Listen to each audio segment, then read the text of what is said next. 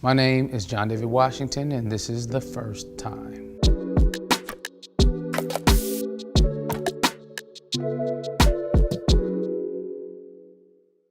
The first time I was starstruck is when I met Morgan Freeman, because I had watched the movie Glory just 1,000 times plus, and I had every line memorized. I knew every character, all the backstories. I knew the war sequences. I knew everything. I know, because I dug the graves.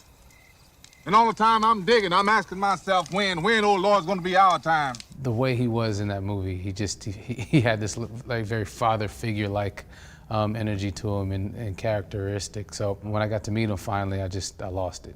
You know, I wanted him to say his lines. I asked him for an autograph. I didn't get the autograph though. It was crazy, actually. It was the pilot for Ballers aired when I was in New York with some friends, and we went out, and there was a gentleman that said, "Oh, you're despicable." I love it. the character Ricky Jarrett. Let's have a party. Give me the TV remote, get some popcorn and some liquor. So I guess, you know, being despicable is a positive in the community. I guess I did my job, so that was the first time. That depends. I scored plenty of touchdowns in my uncle's backyard in North Carolina. I must have been maybe 5 or 6 years old when I scored a touchdown in the backyard. But organized team activity, the first time I scored a touchdown, I think I was 13, South Valley Panthers. It was a fullback dive up the middle and I scored. It was an amazing feeling. It was a very proud moment for me.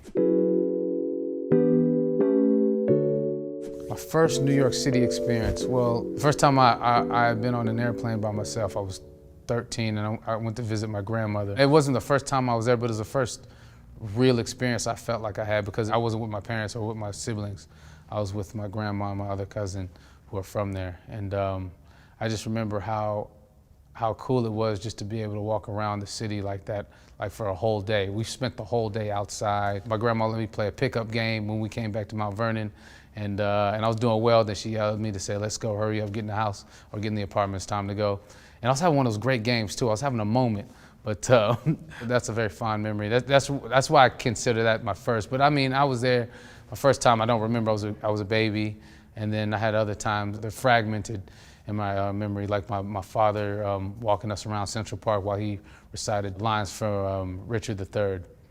It's the first time I saw him on stage, and that's when I really fell in love with acting, when I saw him do that. The first time I stepped on a movie set that I could remember was the movie Glory. We were with the final battle scene, and I was sitting with my mom. I guess we're in Video Village, and I see my father coming up out of the flames and ashes in the night in his blue Union suit, looking very heroic. And he looks at me and he says, "You want to come down? You want to see it?" And I was giddy. I was very excited, and I turned to my mother and I asked her, "Can I go? Can I go?" And she said no. She shut me down. So that's why I will never forget that. My mom shut my dreams down.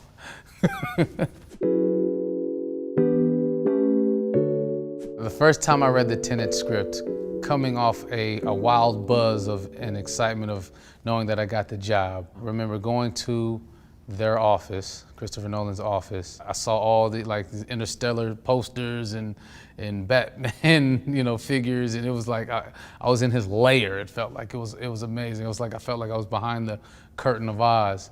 And I pulled out my iPad, played some classical music, and I read for about 4.5 hours. I kept turning the pages back and forth. I couldn't understand how he was going to pull this off, and I wanted to make sure I understood what I was reading. I did not until later. It was one of the happiest moments ever of my life, just in that moment, reading a Christopher Nolan script. It was a hero of mine, and knowing that I was going to be a part of it.